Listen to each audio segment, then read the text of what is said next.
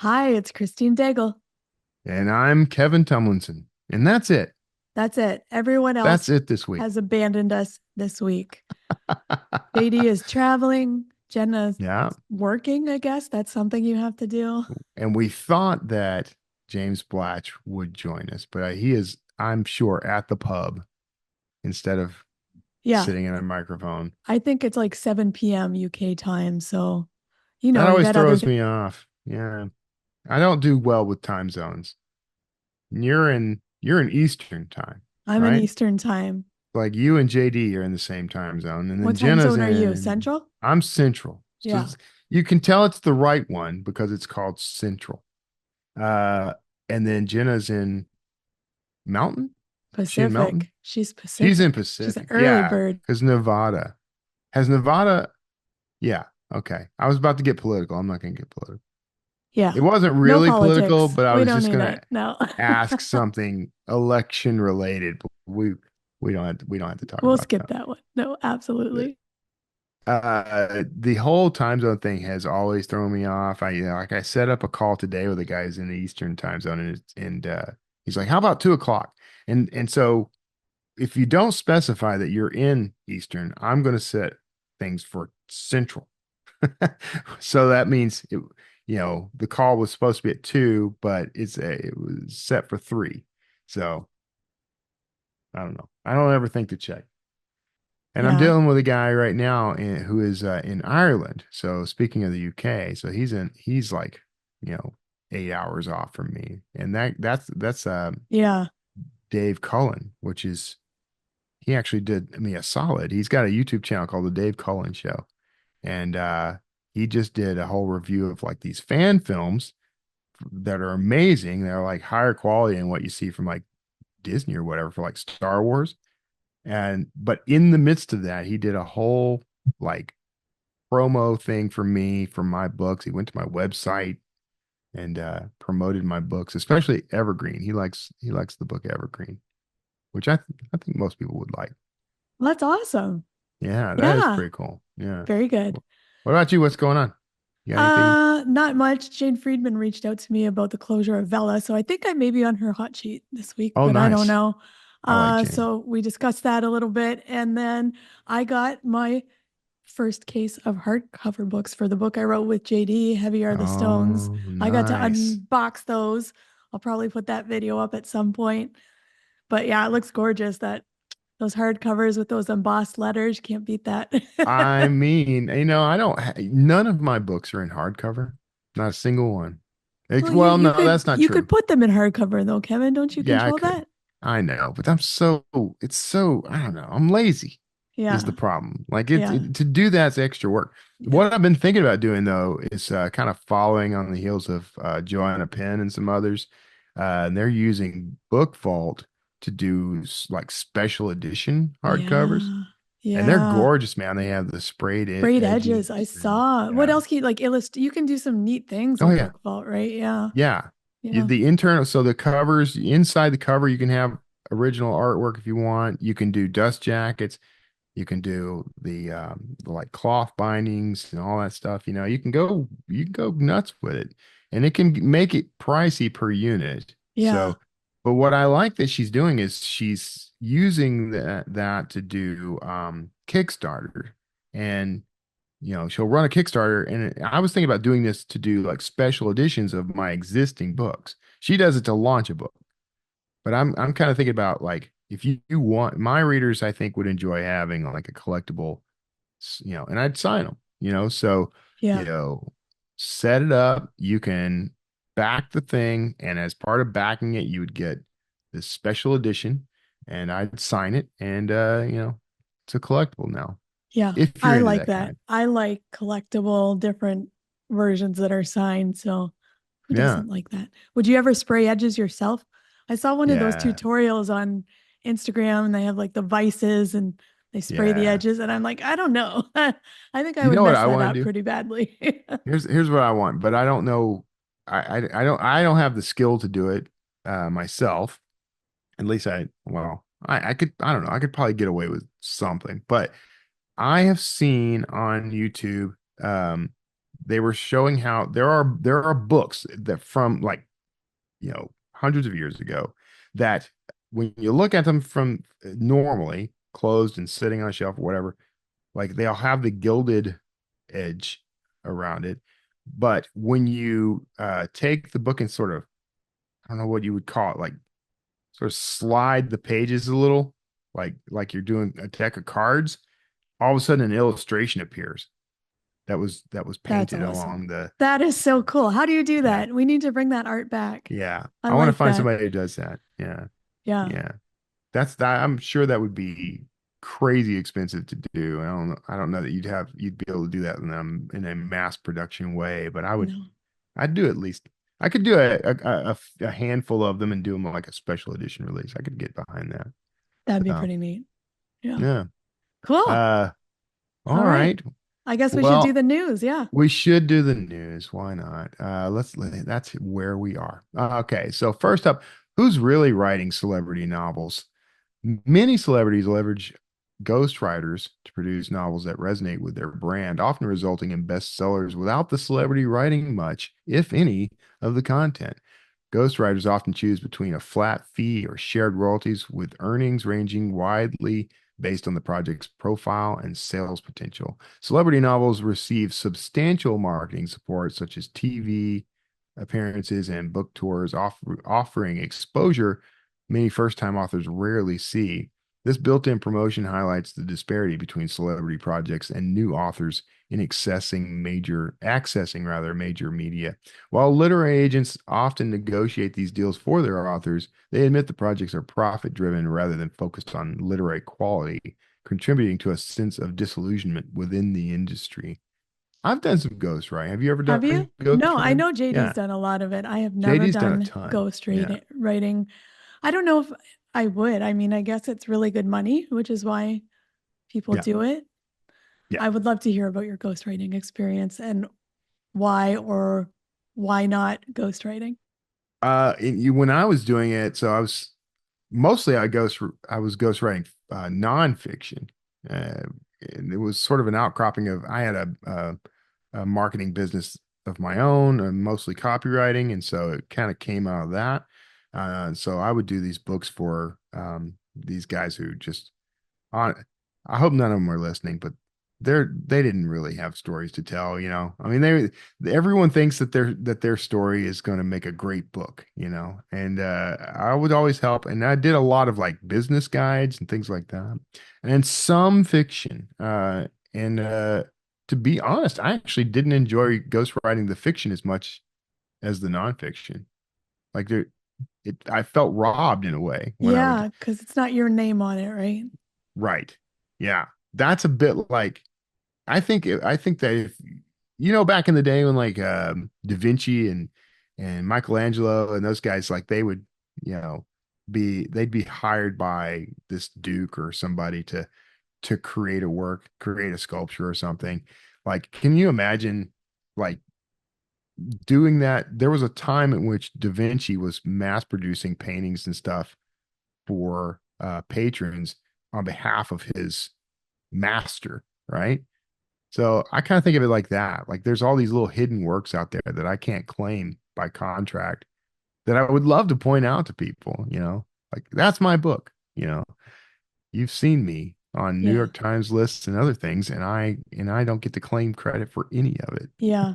And I think people don't realize how much work goes into a book if you've never actually written one. So I can't Yeah. imagine writing it for someone else who's like, well, just do this and this. And like, you have no idea Yeah. how Yeah. long and how much effort this takes. And then to not have your name on it, I don't know. I probably would Yeah. sell out for a high enough price though. Probably would ghostwrite. I've considered going back to it, especially now that I have a little more clout by my name. But also I kind of think there's an opportunity to do it, but do it as a co-author rather than a straight up ghostwriter. Right? That just give a Yeah. little credit, little Yeah. byline Yeah. written with, whatever, Yeah. whoever's name is on the front. Britney Yeah. Spears, written with J. Kevin Tomlinson. See, that'd And be perfect. I Yeah. think so. Yeah. And I think that we're in an era. I think there was a moment in our our industry's history where there was kind of a stigma on having someone ghostwrite the book for you, and I feel like that's faded. I really wish Yeah. JD were here because he Oh, I'm sure probably he's probably screaming while listening right to now this he's right listening. now. Yeah. So hi JD, Hi, and JD. I'm sure the next episode we'll hear all about how we got everything wrong. But I think I feel like there was a time where no one would want they tried to hide it, right? Like it was always you had to Yeah. be Yeah. incognito, and but now I don't think it matters as much. I think people are used to seeing two names on a cover now, a celebrity and someone they don't know. And you can thank guys like James Patterson for that kind of thing. Yeah. And I think that's a way to make a career too. If you've done many, stories or biographies for celebrities and your name is on it, people Yeah. might want to work with you. You can make a good career that way. There was thought at some point of having your editor's name on the book too. Yeah. Uh, I would have no problem with that. Like edited by, there are some fabulous editors out there who don't get credit for the Yeah. editing they do in the books. I see that. I wouldn't mind that if the editor has sort of a platform of their own, kind of the same way a good audiobook narrator can bring new readers to a work because Yeah. people are following that narrator. I don't know that editors per se typically have that kind of following, but maybe. I mean, there's some I think there are some editors out there who are known, but probably not Right. in a Well, I'm wide thinking enough like Gordon circle. Lish with Yeah. Chandler's novels, right? It was probably Yeah. one of the most famous examples. But I mean, if Yeah. you have a superstar editor, Yeah. why not give them some credit? I don't know. Yeah. Well, I don't have a problem with giving people credit. Yeah. I have no issue with that, but I would be a little iffy with just randomly handing over credit on my you edited great, but how much editing was there? That's the That I key, guess that is the key too. That is the key. right? Yeah. But Okay. yeah, Anyway, if you can bring me next. readers in. All right. Well, next up, Netflix is removing nearly all of its interactive titles. Netflix will remove most interactive shows by December 1st, keeping only Black Mirror, Bandersnatch, Kimmy versus the Reverend, Ranveer versus Wild, and You versus Wild. The shift marks a move away from interactive content as Netflix focuses on other tech efforts, with its gaming division still finding its footing. This is an interesting development because I've been preaching this message recently about how we're seeing a shift in the way intellectual property is being handled and the way the industries are evolving because the Hollywood model I think is kind of on its way out, the standard Hollywood model. Yeah. And Netflix is part of the reason that that's happening, but it's diversified the where the stories can come from and how they get handled. And to see Netflix kind of shift away from the interactive stuff, there's definitely a story there. Like I almost hate to see that go. I didn't realize there were as many interactive titles as there were. Yeah. I I knew about the only Black did Mirror one of one. them. I tried to do the Black Mirror one, but my TV was too old. So I couldn't, Oh, it wouldn't do the technology. So then I did watch one on my laptop, but I don't love watching stuff on my laptop because yeah. it could handle the interactive um, aspects of it. But I didn't really enjoy it any more than a regular Yeah. story. I actually probably enjoyed it less because it seemed like they kind of watered it down. So whatever option you could make was fine. So I didn't like that choose your Yeah. own adventure style. Um, some Yeah. of the random episode stuff I thought was cool, but I don't know. And then I don't know if you've tried the games on Netflix. I played one for a little bit. They're very much like little apps on your phone. They're not very sophisticated Yeah. as of right now. It wasn't a super fun experience. Yeah, I've played around with that on YouTube. YouTube introduced games, Yeah. and I think I maybe played two games before I was just completely bored with the whole concept and just Yeah. moved on. Like, I don't, for some reason, I've never been able to really get into like mobile games, like iOS, Apple games or whatever. I always have I have 1,000 of them on my phone because I'm always like, maybe I'll love this one, and I'll play for a week or so and then it's done. So Yeah. But I kind of tend to move on pretty quickly from mobile games too. And do you get anxiety when you play games?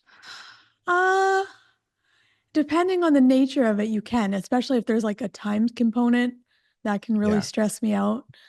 Like I don't Yeah. mind doing the ones like the Wordle type things and that. I like a little bit of word games, but Yeah. I'm not that keen on it. You I know don't the know. game I still play that I play more consistently than any other game is solitaire. Solitaire.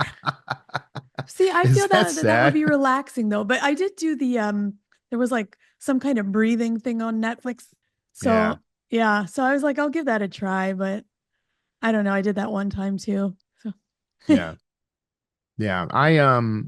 Yeah, I get anxiety because I think a part of me thinks I'm not being productive, and so therefore I should be ashamed of myself.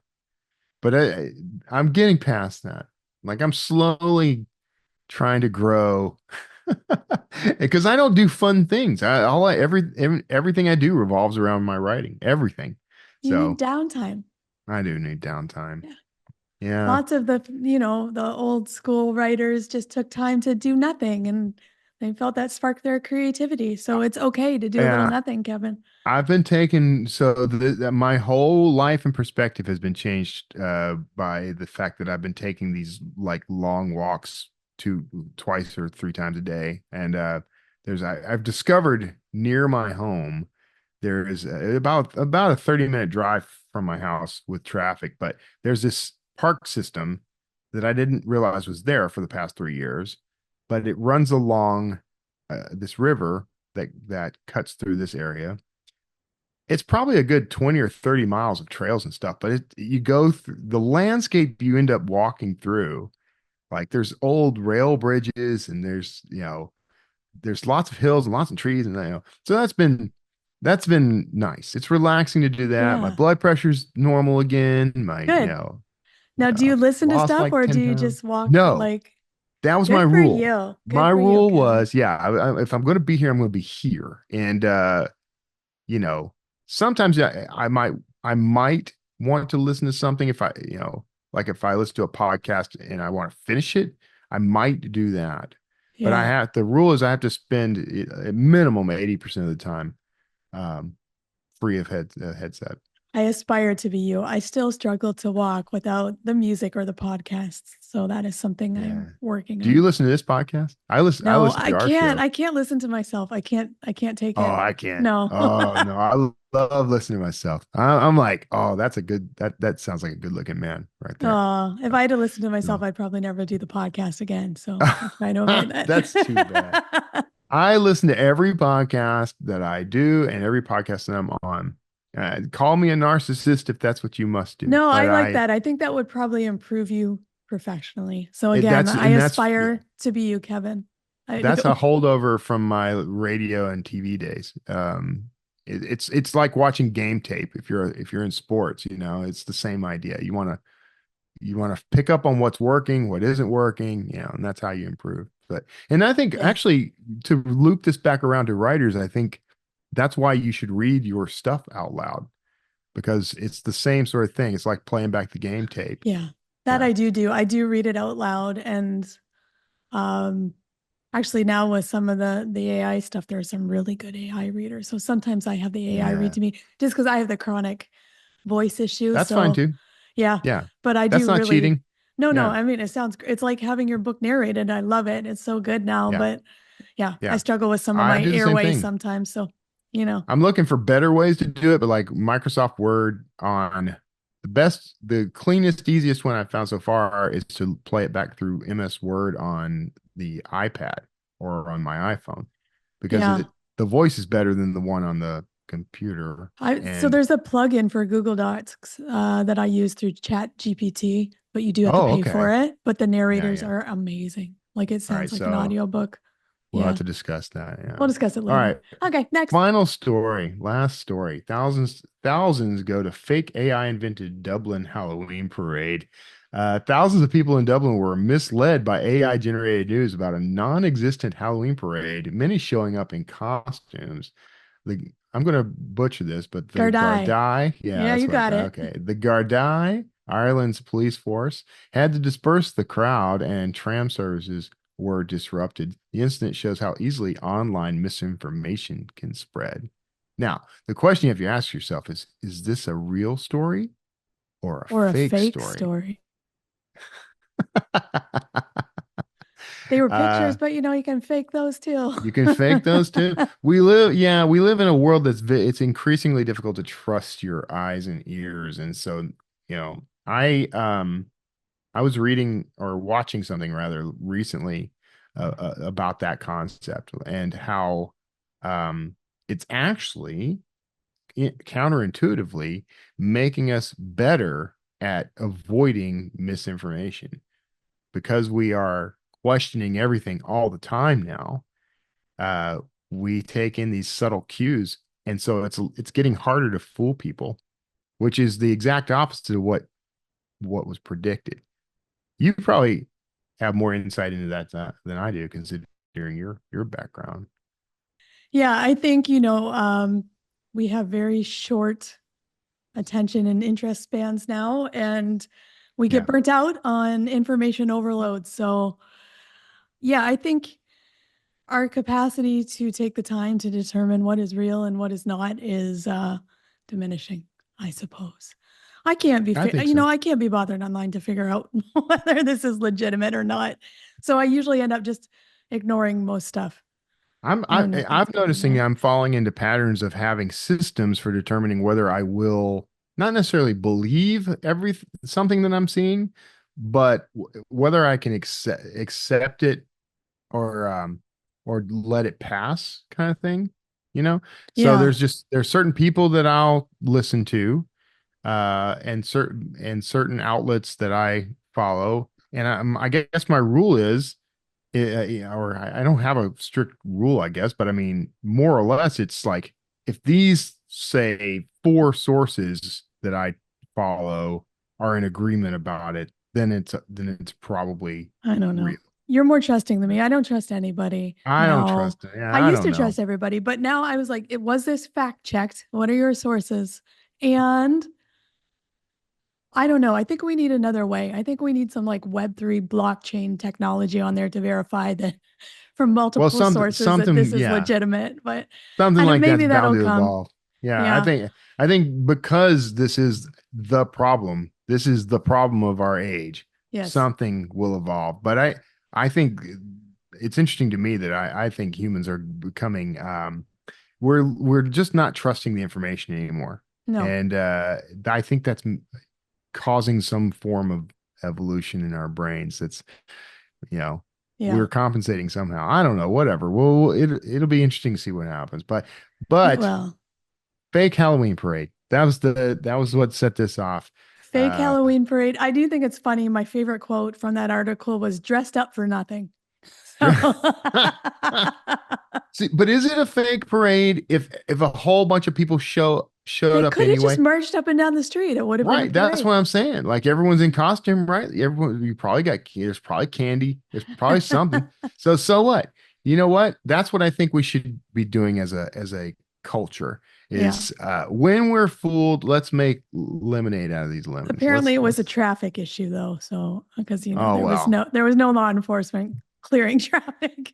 That's all right. That's all right. Oh well. Everyone survived to have a good time next year. That's I what guess. happened. Yeah. So anyway, that's our Anyway. news for this week, Christine. What do we got coming up? Well, our guest this week, who is real, not a fake guest, is Leah Paulos. And Leah is the founder and director of publicity at Press Shop PR and Book Publicity School.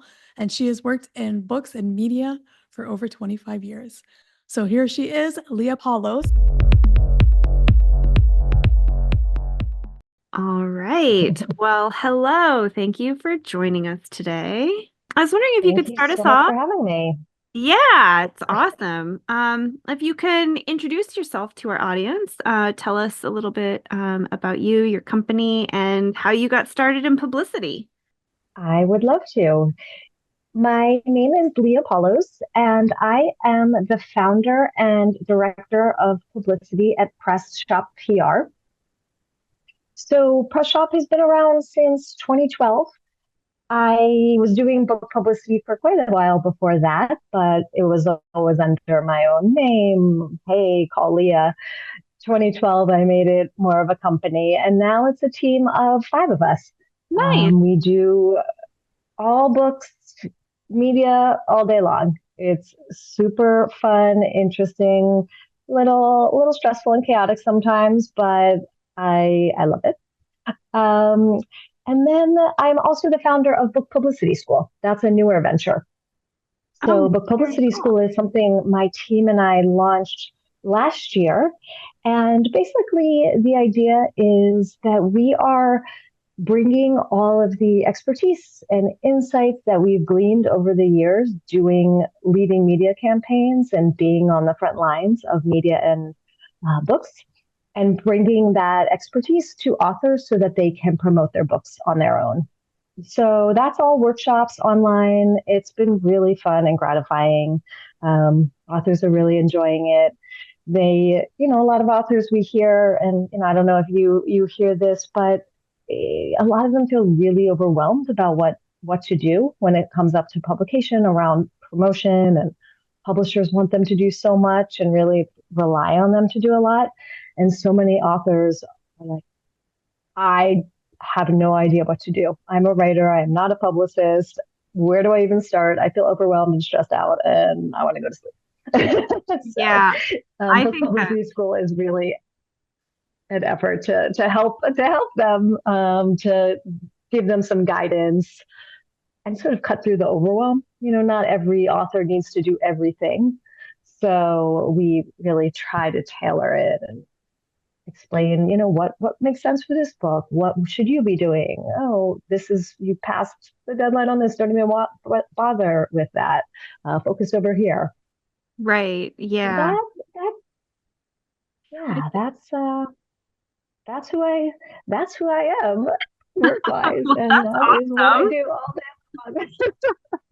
Yeah, I think that there's like a real fear, with authors, that, if we don't do everything right, if we, aren't spending thousands of dollars on, a nationwide ad campaign, that our book won't sell. Um, and a lot of authors, they have limited time, they have limited resources. What are some things that they can do to help with promoting their book? Yeah, there's so many things. You really have to, once it comes time for once publication is getting a little closer, as hard as it is, you kind of have to put away your writer hat for a bit, and put on your promoter hat, and think of it more as a product. I don't want to make authors everywhere just squirm by calling their book a product, but on some level, it is a creative entity that you want people to buy and obviously appreciate and resonate with. But you want it to do well. You want it to launch successfully. So you really have to think about it almost as like you're launching a little mini business, the business of selling your book.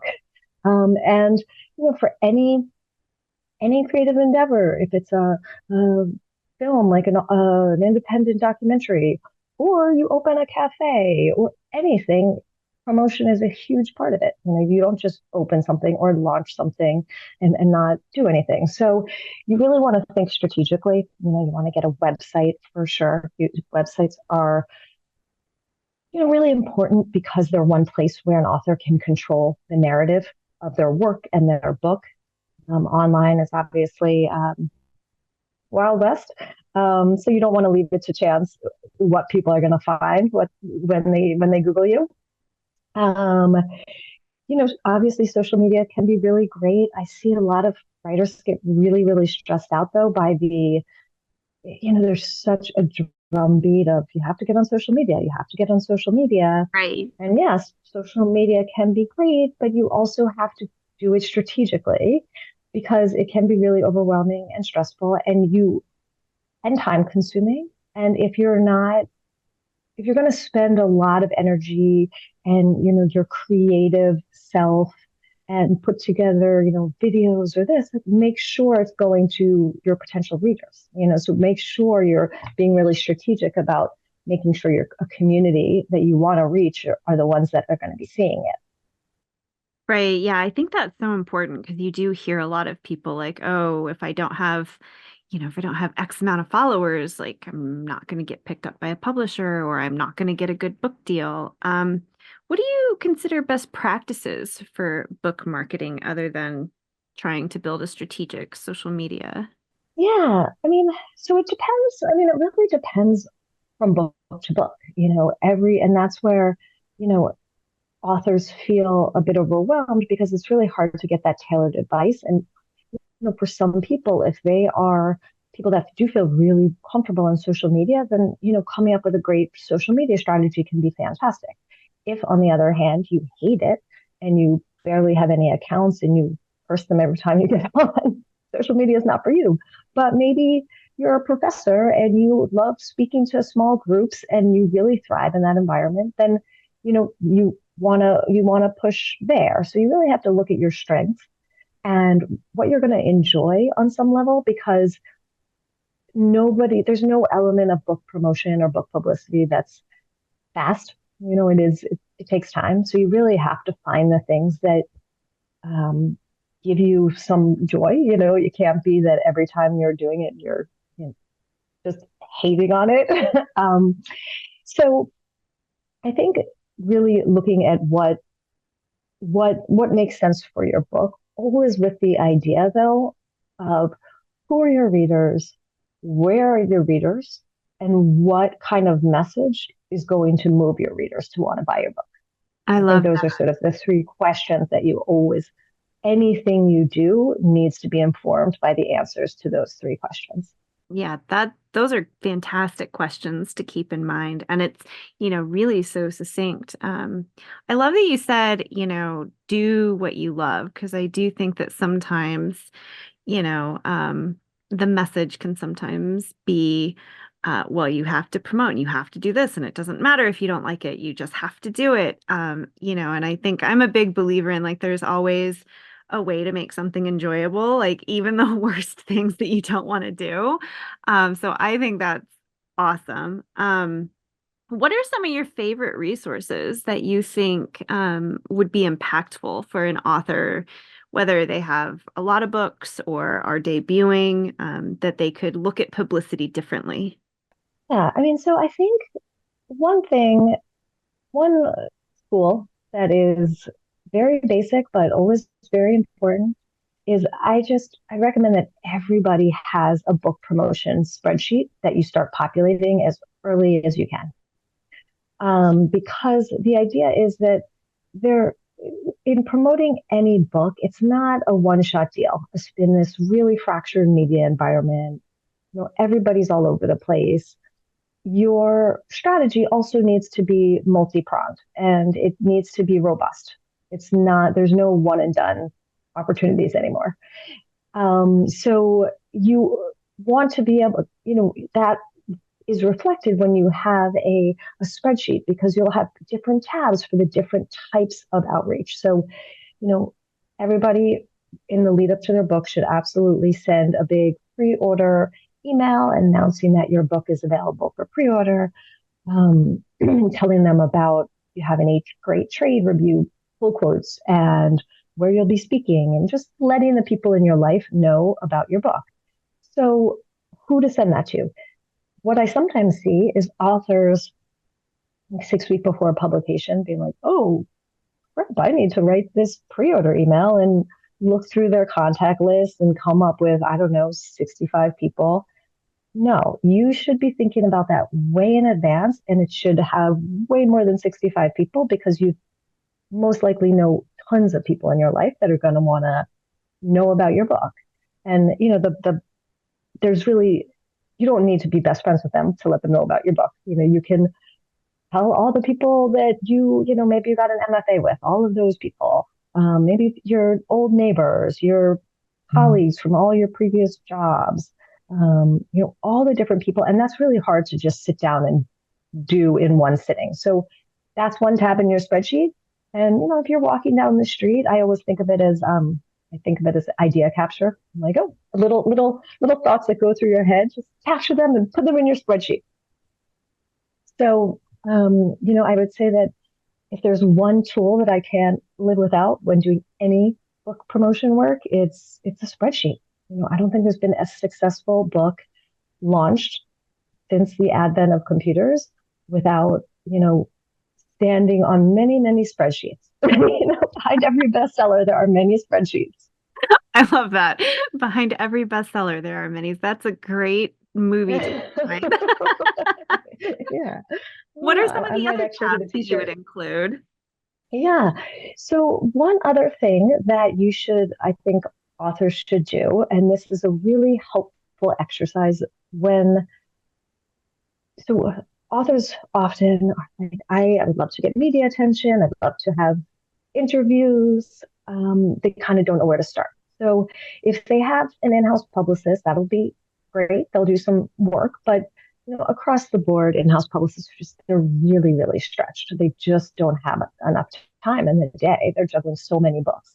So the best thing an author can do is really help them help you by giving them really targeted people or shows or outlets to reach out to. Because once you give them a podcast and a contact name, it's really easy for them to press send. It's that really nitty gritty work of finding the people that are going to be interested. So I always suggest authors do, and we do this at book publicity school all the time. This is like one of the big exercises, is pick a couple comp books. So books that have come out in the past year or two. And that part is really important because media changes so quickly these days. So you don't want it to be totally out of date. So pick a couple books that have come out in the past year or two that are comparable in that the readership is somewhat similar, and the media that covered that author would be a good indication that they would also be interested in your book. So come up with some of those books and then just go down a rabbit hole. Just go down a whole bunch of rabbit holes, in fact. Find out where those authors, where the book was covered. Look on podcasts, search on podcasts, see what podcasts they were on. Obviously, go to their website if they have a really up-to-date media page. It does a lot of the work for you. Use Google News searches, social media, and just track everything. Because then that is the start of a really targeted list for you to either do some of your own outreach or hand it over to your in-house publicist. And that's the stuff that's really, it's time consuming. I know back that I just said you have to do what you love, and you might not love doing this, but it's really important. So that's another tab. Comp title, the results of your digging around online and finding out how a book launched that was successful. So you want it to also be a book that, you don't want to pick, Prince Harry's memoir or something like, it's not you need to have a book that has some, is somewhat similar to yours, but a book that sort of launches and it's feasible that you could get this kind of attention, but it's also, a little aspirational. You would love it if this happened with your book. Yeah, I never would have thought of doing that. I mean, that's really, really, really smart. And I don't know any author that doesn't like going down a rabbit hole or 10. I kind of enjoy it. I do. Yeah. It's the other thing that does is it really, I think one problem that authors have when they're sitting down to try and figure out how to get attention for their book, it's sort of an amorphous, like, oh, I'd love to be on this show. They'll be listening to something in the radio in the car and they'll be like, oh my God, I could totally be on this show. But it's not very actionable. So, doing this kind of stuff is much more actionable. It's really beginning to draw a roadmap for what you can do yourself. And I'm a big believer in learning how to ask because, you never know until you send the email, right? Absolutely. Yeah, no, I think, and that's also something that when I talk to authors, it's so important. When you have a publicist, if you are handing this stuff over to an in-house publicist, or if you hire somebody, you're used to it. At Press Shop, we pitch people all the time. We don't take it personally if someone doesn't respond to a pitch that we send them about an author. It happens all the time. It's part of the job. Sometimes we'll follow up, on the third follow-up, they're like, oh, absolutely. And it's just part of the job. We know that. It's much harder when you're doing it about yourself because it's your work. You take it personally. It's also just harder because, I would have a harder time emailing everybody about me. It's easier when I'm emailing about Mary, the author over here. But you really do have to disengage emotionally on some level and just know, like, you're sending these things out. You might not get a response. It most likely has to do with a million different factors. They're really busy. It might have gone to their spam. Maybe they're on maternity leave. Maybe they decided to go back to grad school. You have no idea why they're not responding. And whatever you do, don't take that personally. Yeah, I think that's really important. You've mentioned a few times, like, different with in-house publicity. And, I do think that there's an idea that, you get a book deal and part of that comes with a publicist. But as you mentioned, they're stretched and they've got, multiple authors that they're juggling. What do you think would best prepare an author of what to expect with that experience? Should they also look at hiring an outside publicist, just continue their plan on their own? Like, how can they sort of use that in-house publicist to the best advantage? Yeah. So a lot of things to say here. So, I would say that, so in-house publicists, so it varies from publisher to publisher, from season to season, but pretty much across the board, they are stretched, just in some places even more stretched than others. So the time when a publicist in-house can really devote a ton of time is that if it's a lead title, if you got a really big advance, that's a pretty good sign that the publisher is then going to put in a lot of resources to try and recoup their money and sell well. Or if it's not a lead title though, and you're not, Michelle Obama, they just, they have to triage their time and do what they can for each author. So, and almost every in-house publicist I have worked with, and we've worked with tons, they're huge champions of books. They're really hardworking. It is just a matter of hours in the day. So I think when you do have an in-house publicist, a couple of things. You can hire an independent publicist, absolutely. So that just ends up being, that's what Press Shop is. Press Shop, that's what we do. Most of our work is from authors hiring us. So, when to do that, it really depends on your book and your media profile and how much attention you think is possible and your budget. So, there's a lot of different factors to weigh if it makes sense to bring an independent publicist on. I would say that no matter what, if you have an in-house publicist, like I said earlier, you want to try and help them help you as much as you can. So what does that mean? A couple of things. Doing that, kind of coming to them with that kind of granular research of like, oh, this essayist reviewed this book and I think they would really like mine. This radio show has covered these 3 books and there's some similarity. I wonder if we could pitch them with this angle, blank. That kind of stuff, just handing it over to them is really helpful. They would most likely be very, very happy to pitch that. I also say that you shouldn't, sometimes I see authors doing sort of asking their in-house publicists to do things like that they can be doing themselves. Like if a query or an interview request comes to the author, they're forwarded to the in-house publicist to set up. And it's great to keep your in-house publicist in the loop and tell them, if they want to give feedback, absolutely. But I always think it's best, anything that you can do yourself, do it. Use the in-house publicist expertise for things that are more, higher impact, like reaching out to NPR and pitching an interview. That's their specialty. That's what they do. Don't have them, don't treat them like a personal assistant. If you can organize it, you do that and leave their time and energy to do the bigger stuff.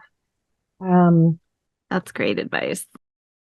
So you've mentioned your book publicity school, and I think that is just such a fantastic resource for authors. Can you talk a little bit about like what you do, how you help, like how an author can utilize that resource to the best of to launch the best book they can? Yeah.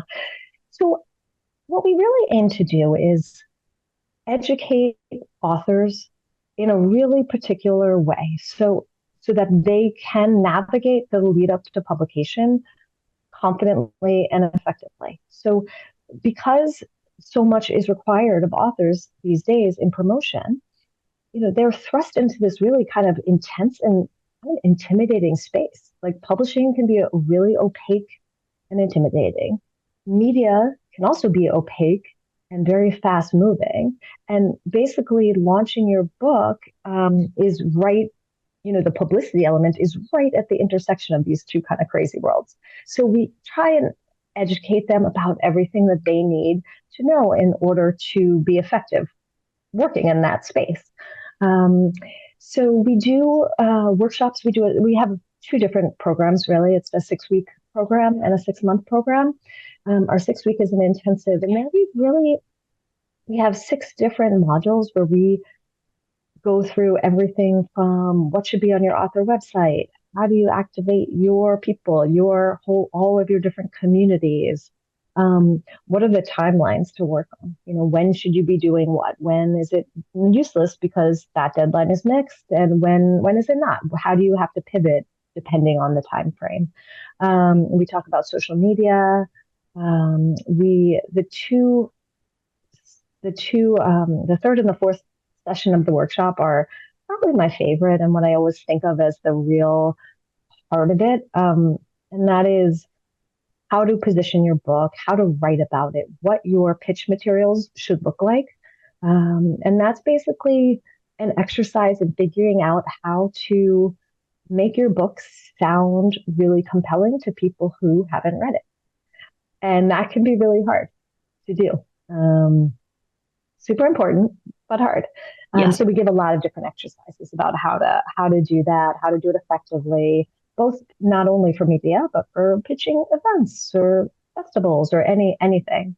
And then the other one is about all the different research techniques that we suggest authors use. So one of them being the one I already mentioned about, going down those rabbit holes for the comp titles. So we go a lot more in depth there and give different strategies. And then we talk about events and festivals and awards and also then how to think of the long tail of the book promotion. A lot of stuff has to happen in the lead up to publication. That's the sprint. But it's a marathon. You want to keep things happening. You want to build on the momentum and continue to find your readers and have things spread through word of mouth. So we talk a lot about that. So that's, what we do in our 6-week workshop. And then our 6-month is the 6-week, but then ongoing guidance so that we can support the authors as they implement all of this material that we shared.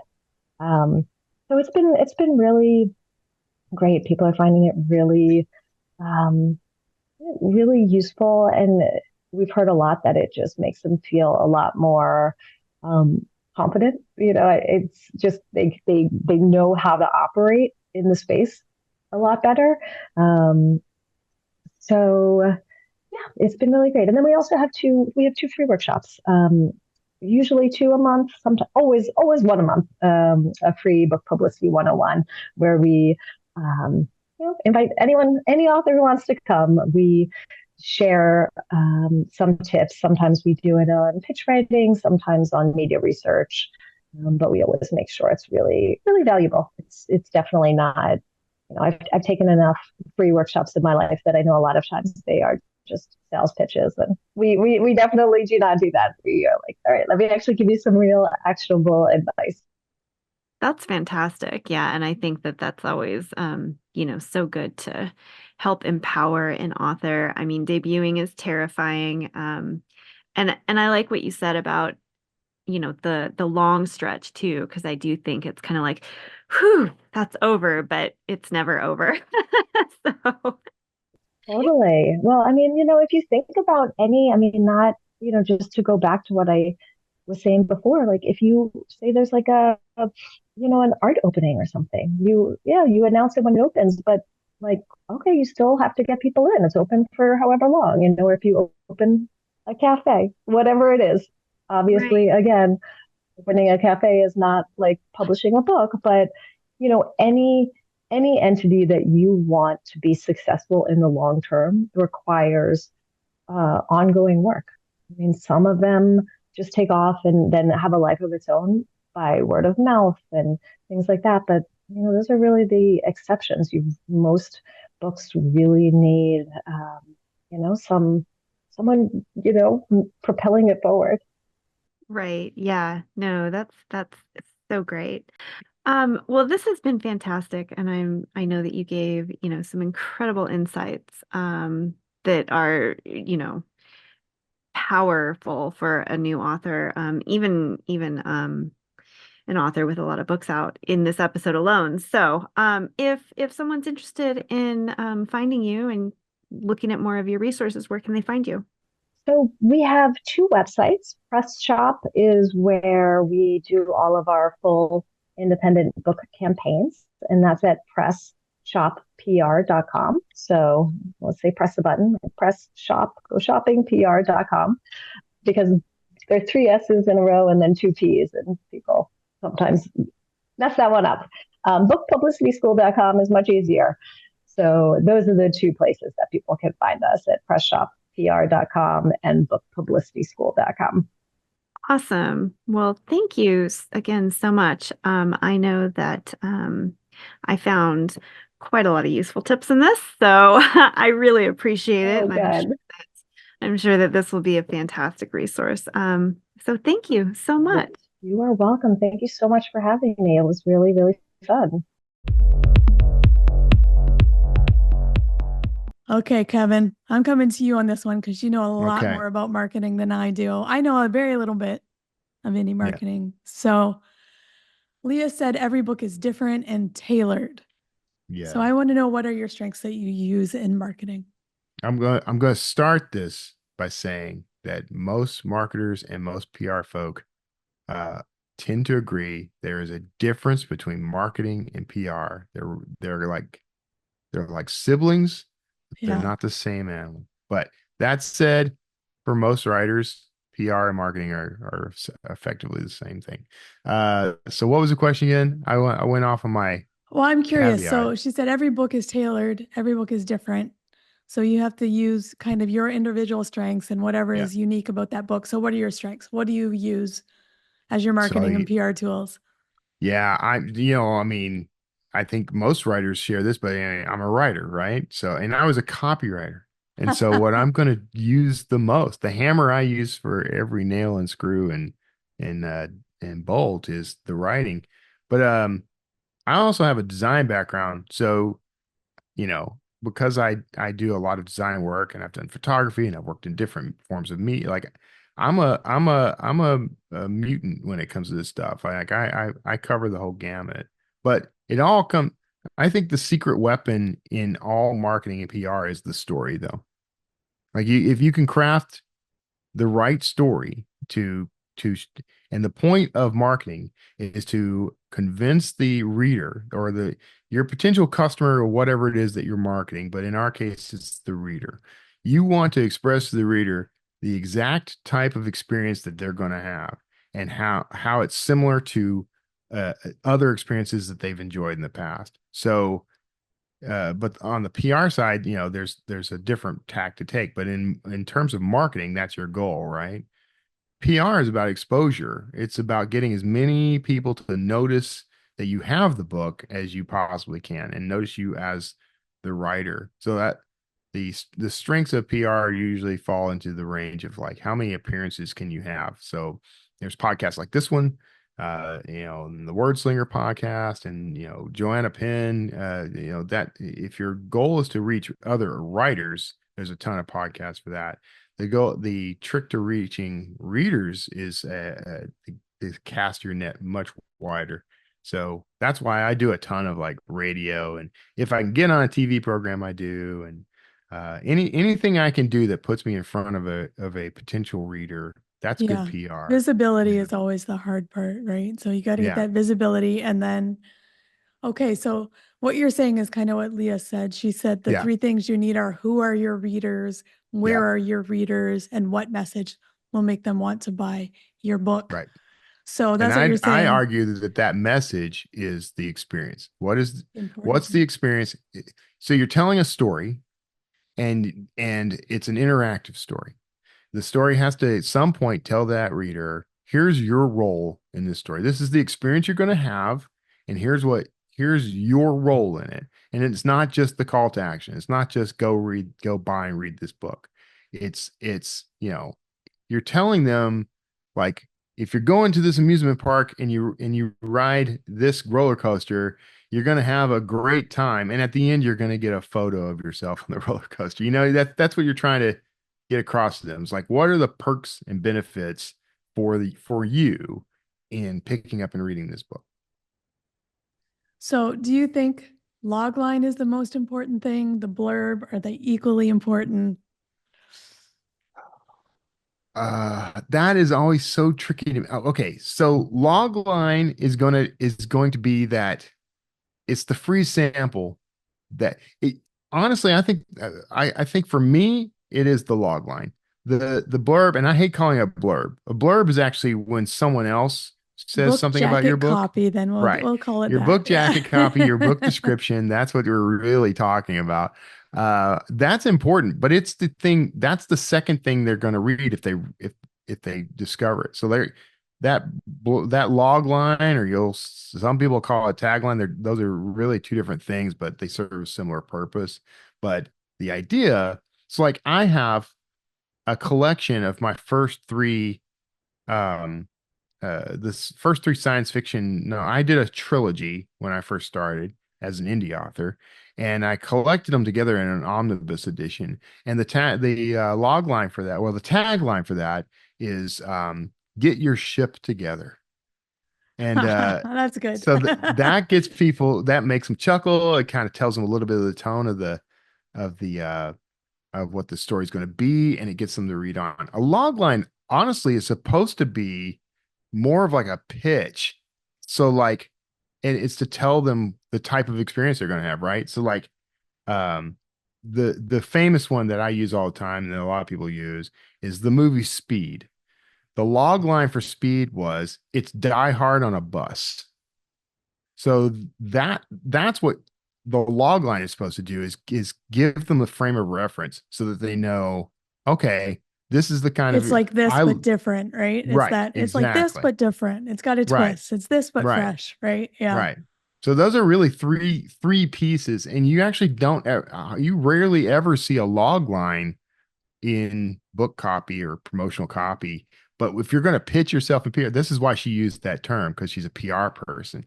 If you're going to pitch yourself from a PR perspective to these media outlets, or wherever you're going to make your appearances, the log line is the thing that's going to get them interested. The tagline would be the thing that goes on the book that gets the reader interested enough to read the jacket copy. But the log line is what's going to get people interested enough to talk to you about the book. Yeah. Yeah. Yeah. Yeah. I like that. Um, what else was interesting that she was talking about? Do you use spreadsheets for your promotion? This is something that I do. I do use spreadsheets when I'm doing a book I promotion. I envy you. How do you do Yeah. it? Do you So tell no, me I just about use your Excel. process? I just use Yeah. Excel, and then I just put, all the places I would like it to be, whether there's a cost, how much the Yeah. cost is going to be. And then I'll usually, I don't do it as long as I can because I just do indie books, but like the 2 weeks before, I'll try and hit something every day Yeah. for the 2 weeks before I launch. Yeah. Yeah. So I do spreadsheet my indie promos for I sure. I'm one of those people that I wish that I was a spreadsheet person, but so what happens to me is I get overwhelmed by the details. I go too far. and then it becomes stressful, and then I don't keep it up. So I actually have a very fancy spreadsheet I took a lot of time to build that allows me to do things like it's my mat it's I call it my author dashboard, and it's got all these features, and I periodically do go back to it because I use it for things like tracking submissions to like contests, and Mhm. if I submit a short story for publication somewhere, I track where I submitted it. I'm going to do that as I start to lean in a little more on because I'm planning to start submitting things to like agents and publishers more. I just kind of feel like Yeah. that's a direction I want my career to take. So I'm going to track I all that have a stuff spreadsheet for there. that too, for sure. I may have to get you to Yes. share your spreadsheet so I can modify Yeah, it. But that I can do because you don't want to be sending twice to the same agent, right? Like that's right. yeah. Well, I don't know. And then I You like to know, track the feedback. So, oh, if that's good. yeah, I like to track Yeah. feedback. So, and Yeah, response that's a time good and idea. all of that. So, yeah. Well, how do you set like reminders for you to kind of check back on something like if you sent it to a No, I put publisher? when I send and then I'll put how long if they say how long for their response. And I Hmm. don't set, I probably should set calendar reminders, but if I remember and I'll see they're outside the response window, I may hit them up, but Yeah. I know there are people who are probably much better at the query process than I was. Well, the point is to refine and Yeah. grow, right? So, it's good that we can admit our flaws on these things, but like how often do you check your spreadsheet? For querying, not very often. Only when I'm doing a new query or I get a response. Well, what That's about usually for the the only times. marketing? You use it for the marketing For too, right? marketing, yeah, I would just do it for book launch. And then Yeah. of course I have them for like Amazon ads because you have to, like what Yeah. copy is working and what have you comped to and who are your comps. So I do spreadsheets for that kind of thing. But I Yeah. am not the most meticulous and best spreadsheeter. I'm sure there are probably free and amazing examples online from people who are far more organized and meticulous than I am. So Yeah. Yeah. I wouldn't mind hearing from some folks. I feel like I'm just not organized when it comes to that kind of thing. Like I should be far. When I was running marketing for Draft to Digital, I had a similar marketing dashboard I created, and we would track the budget and ad spend and conference spend and all that stuff, and then all of our appearances, and that was very useful. But I was also using that with a team, so it wasn't 100% on me to keep it up. I built it, yeah. Then you have some I crafted accountability it. though to your team. Yeah. So you have to keep it up. I don't know. Right. I'm not normally a spreadsheeter, but I know like I can't hold everything in my brain. So I do Yeah. try to use them, but I don't probably use them as well as I should. Yeah. But I did like what Leah said about, looking at those comp books that are like Hmm. yours in the last couple of years and what Yeah. media covered them. Go down that Yeah. rabbit hole, be feasible, but be aspirational. I think that's a good tip. I never really thought to do that. And you do Yeah. it for agents because you're like, oh, who's the agent for this book that's like mine? But why wouldn't you do that for marketing? That's a good practice all around, by the way. Even if you're indie publishing, to go ahead and keep a list of comps for your book, because I do this when it comes to like, especially with covers and the actual jacket copy stuff. I look to see like what is current with Yeah. Dan Brown or Steve Barry or guys who are kind of in my category of fiction. And it's been over the years, you do see shifts. So like I always thought of it as a YA fantasy series. I've leaned out of calling it YA now because that's mutated. But like I have a fantasy trilogy that I wrote early in my career, and I know the comps for it. One of those is there's an author named Kevin Hearn who wrote the Iron Oh, Druid Iron Druid Chronicles. series. Yeah. My friend is a Excellent. huge fan of that Oh, I am series. too. Hi, I am Brian. too. So hi, Brian. These books I feel are comparable to that series. So, what's been interesting is to watch over the years. I think they're on the third round of cover art for that series. and it's changed, and it's a dramatic change. So, when I first launched my trilogy, I did cover art that was similar to his.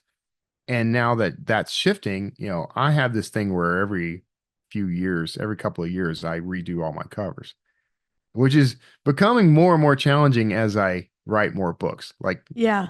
At this point, it's like, I'm going to have to do covers for 100 books. I mean, those early covers are good enough. Yeah, but no, I think you do have to keep, on that stuff, on the marketing, the covers. Leah said books that take off on their own are the exception. So I think that's just something awesome to keep in mind. Well, that whole point is you're trying to make sure that it resembles that you want your book to resemble books that readers have had great experiences with in the past. So just for the job you want, not the job you have. Exactly. So we should probably wrap up. Next week we don't have a guest because we'll be at Author Nation doing a live podcast in Las Vegas. All of us together in one room. Scary. Yeah. That's going to be epic. So you're going to want to definitely tune in for that. I don't know what our topic's going to be. We don't know if there's going to be a guest. I may or may not be wearing pants. It's tiara day, so I expect you to be wearing a tiara. Oh, tiara. Well, all right. Okay. I can get behind this tiara day. Oh, by the way, if you're not familiar with Author Nation, there's still time to buy tickets. Go to authornation.live. I'm the voice of Author Nation. I've been doing the podcast for them. I'm an MC and announcer, and I'm on several panels, and I'm all over that thing. But go pick up a ticket. You can still go. And they're going to have Kevin Smith there on Thursday night for a live event. Yeah. So I'm a big fan of Kevin Smith. Fun. It's going to be That's going to be so much fun. All right. All right. Sounds great. If you'd like to be notified as soon as new episodes publish, make sure you go to writersincpodcast.com and sign up now. We'll see you next episode and have a great week of writing. Thanks for listening to this episode of Writers Inc. Access the show notes and leave a comment at writersincpodcast.com.